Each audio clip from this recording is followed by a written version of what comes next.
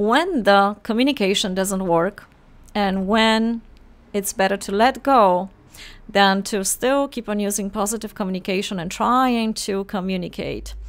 And what are the factors of that? And one more thing that I will tell you today about, to check before you even start to intending to communicate with someone, to find a solution, solving of a conflict or anything, to come in agreement. Check if you talk with human, with a person. And I will tell you 5 things that I, from the dreaming state, dreaming point of view, paranormal point of view, some of the things you can encounter in the communication with other so-called people. So normally, if you see someone in front of you, you may think it's a human being because you see it so. And it would be so simple if that would be only the case. However, in this world, universe, we have much more interesting stuff we are dealing with. So not all the time when you talk to someone, it's strictly you are talking to intelligent human being that you can come to an agreement on or communicate about something. And here are 5 things. So the first one, yes, that could be a human being. That's pretty simple. The second one, I call it a parasite. This is happening to all of us. And now everything I'm telling you is not to cause a guilt within yourself or other people or judgment. It is to find a solutions how we can navigate through what's happening to us, inside of us, and to those around us, regarding if they do that on purpose or they're not conscious about it, or so on. So parasites happens physically in the body, and the gut considers our second brain. And often people, when it can be toxic substance, it could be anything they took into their body, whether food or drugs or alcohol or other things, or heavy drugs. And they are changing the perception, they are changing the way of thinking, the way of talking. They may not remember what they were saying to us. In that state, it looks a little bit like psychology, clinical psychology says bipolar, schizophrenic, and so on.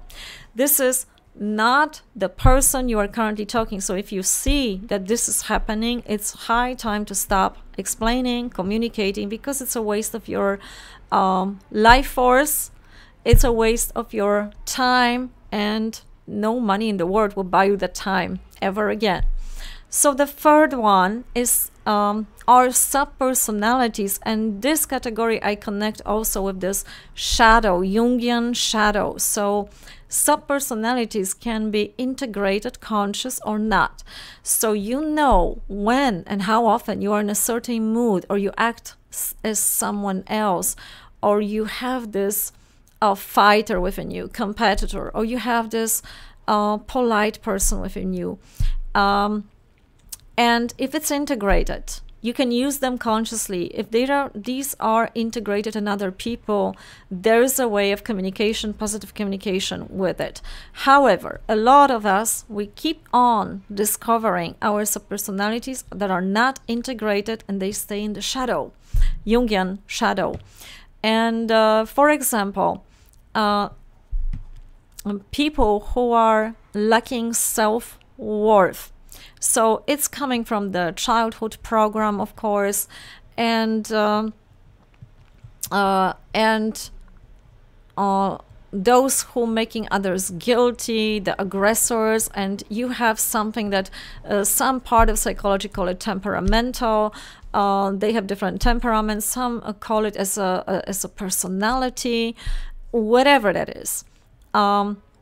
If it's integrated, you know about it, you know how to use it, you know when you are falling into certain pattern of the behavior within yourself, or you will be likely to notice that within someone else, but not to point it out, because if the person is conscious of it, works already on it. If it's not conscious, probably will protest, and you will start a fight.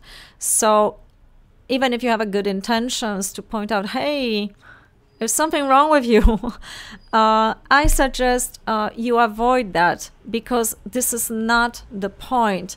The first thing is to recognize what's happening within you and other person, and focusing on the result you want to have from this interaction or conversation. The fourth one, we have something with the energetic real, getting into the positive mood or negative mood, or Polish people call it egregors. You probably have that terms on esoteric side and on the English side, egregor. So this is like a collective consciousness. Jung was also talking about it as a collective consciousness. And here you have positive energies and negative energies. So someone is influenced and by something so much that he's continuously happy for a few days, and he thinks that from now on he will be only happy. He's a happy or joyous person, and he considers himself only as one-sided person. I'm always happy. You can imagine what will happen, of course, because this is a state. This is not someone essence or soul. If you do believe in a soul, that we have a soul, that we are a soul, this is a state of being. The same happens if someone goes to the restaurant and sits and is feeling person and sits on the side when someone sad was sitting and now feels suddenly sadness, because it was created by the feeling, some part of the real energetic real of sadness.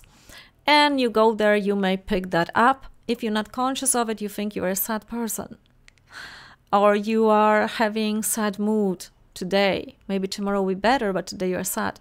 Well, you're not sad, you just sat down somewhere where someone was sad from many other reasons. Unless you are sitting on the graveyard, you know, this is temporarily collective part. And the fifth one, I call it the most dangerous one, because if you do believe there are more powerful entities out there, non-human, and they are considering what is the current contract between a human being and those beings, they whether possess a human body or temporarily, or come in and out, or use the life force. This is often dangerous for those who are channeling other entities or do not know how to protect themselves, or these protective methods are not working quite well, and so on.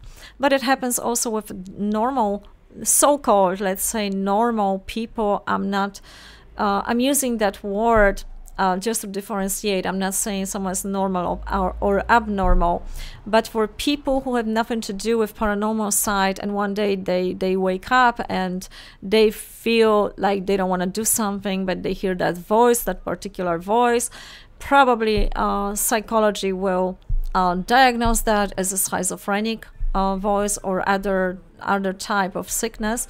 But the thing is that there is something that is whispering to your ear or taking over temporarily or for a longer period of time. And here, if you notice that within yourself, that's the one step, because now I'm going to tell you 3 steps how to deal with that, what to do next. And this is not a therapy session, so I'm not going to tell you everything. However, the 3 steps, I hope that will help and assist those who deal on the regular basis with powerful, dangerous, or unpleasant energies, and they do not recognize quite what is what to do now. So the first thing, if you go out somewhere and you feel sort of a funny feeling that you cannot communicate, you feel bad about it, there is an argument or just misunderstandings, and you find yourself losing a lot of life force, explaining, talking, nothing really comes out of it, you could be more than sure that you're not talking only with that particular person, that there is something more there. What exactly is? The first thing that will help you to differentiate is one powerful question. Who's talking? Who are you? And if it's some other entities, it will likely introduce itself, and you can stop at that point. However, if that is a person unconsciously taken over by the mood, collective mood, or subpersonality, or some programming, some shadow from the childhood, or so on, there will be a moment of stopping for a second and recognizing something. If it's not too strong, if it didn't overtake that person fully, from that moment on, the conversation will be different. You can reason, you can talk. If it's not if it goes another direction and this person is totally opposing and yelling and keep on behaving even worse than before, and no communication is possible, you can be very, very sure it's unconscious. And from this moment on, you should protect yourself and be not accommodating into positive communication. I did a video about positive communication from the communicating from I, which is very diplomatic, non-aggressive, and intending to communicate and understand the second part of your conversation. So I invite you to it, and I will try to pin it to this video so you can find it. I will try, I don't promise. But it's in the list of self-realization, of course. So when the communication doesn't work, there are 3 factors that you need to pay attention to. First thing is to notice, and probably I didn't talk enough about it. Noticing comes through the right type of a question. So who are you talking with? That's this sort of questions that you will see if this person is conscious what's happening, could stop herself, himself still, and come back to senses and talk, communicate, or not. Just by your first question, notice. This happens or this happens. You will know. The second one is believe what is happening. And again, follow your intuition sounds so banal here.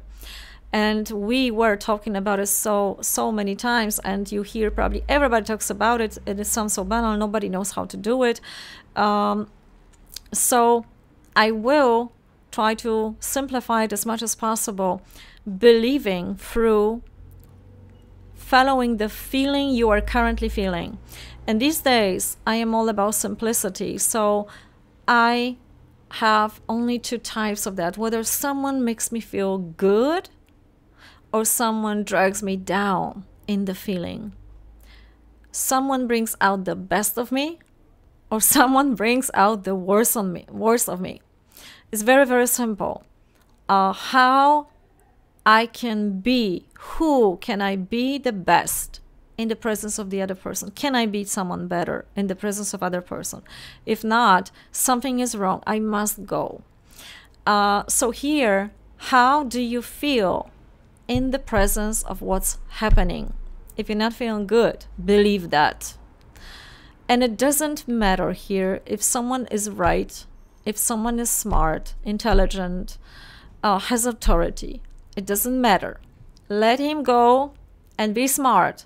And I will go read a book, because my feeling about myself is more important than being drained by someone who is authority and tries to convince me to his or her point of view.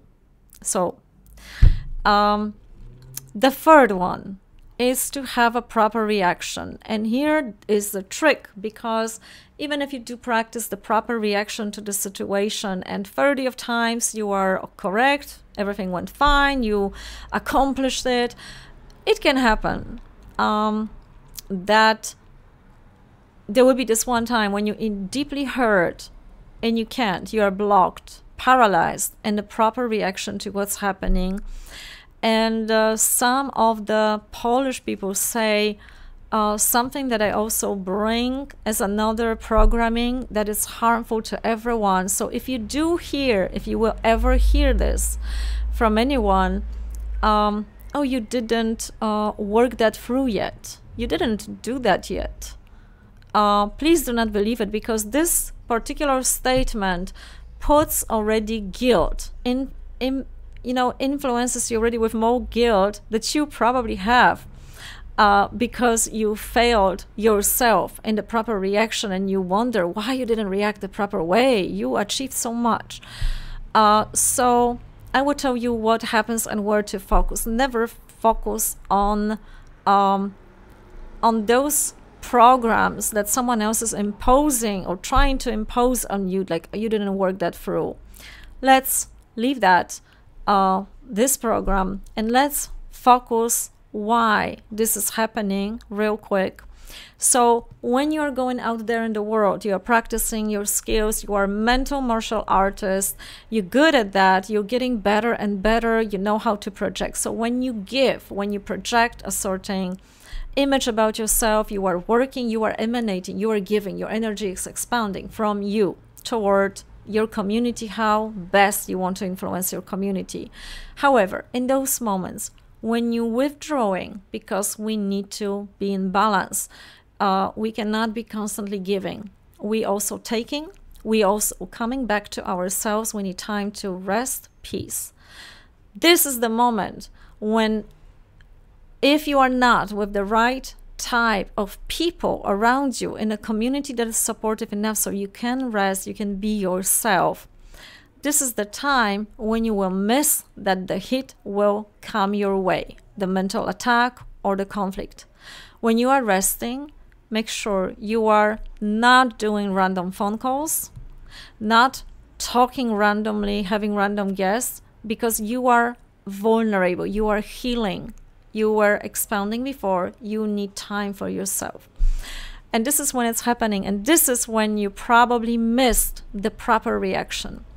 Proper reaction, what is that proper reaction? It's like a mandala in your life. So it's not like you always have a recipe and do this, do that, and it's gonna work. Just like with herbs, something may be healing today, tomorrow is a poison for you too. Or is neutral. So the proper reaction, if you catch yourself that you didn't react, if this person is communicative and did something unconsciously, it's close to your person, you can communicate later on, hey, I need to communicate, this and this happened, I feel like that. If, of course, you're going to hear another attack and blame and how you are and you are a bad person and so on, it wasn't right. So what you can do, you from now on can work energetically and directly talk to the soul of that person, because you need to express it in a constructive way. You need to let it out of your system in a mostly constructive way, but not in a relation, in a physical contact to that person, because it doesn't work. This is not yet the level. So you directly talk to the soul of this person without abusing free will of that person, of course. Do not expect that this person in reality will act certain way or say sorry or do certain things. That's out of the that's not the case. So you do that to rewrite the ending of the script that happened. Mentally, you rewrite the ending so you can come to the closure with yourself. And this is the most important place when you come into the closure within yourself. The rest of the world, you do not have influence on how people think about you, what they do to you. You have better and better skills how to navigate through it, and knowing where to protect yourself, what kind of reaction you can have, and practice it for yourself. So when the time arises, you will know how to act. And most of us, the most vulnerable when something doesn't work, when we do not have this proper reaction, it is very important, so I'm repeating that, it's happening when we are in the state of receiving. When we are seeking for advice, we are vulnerable. When we are seeking for a good, supportive communication, conversation with someone. When we get hit by blame, by other people's bad thoughts about us, it's going to hurt more, and it's very unlikely that this moment, because we are thrown off mental, emotional balance. So this particular moment, it's less likely we will act accordingly how we would wish. So the lesson here is to be very precise when we are resting, when we need, and to whom we are going, with whom we are on a daily basis with whom we can be ourselves present, and who is bringing out the best of us and who is bringing from us the worst of us. The rest is your decision. So that's it for today. I hope that was clear. Please write me a comment about it. What are you feeling, thinking about it? What happened to you? Because your personal experience, if you may share it with it, helps those who think they are alone on this path. And you are not alone in this. It is happening to all of us. So saying that, wishing you a wonderful day, whatever you are.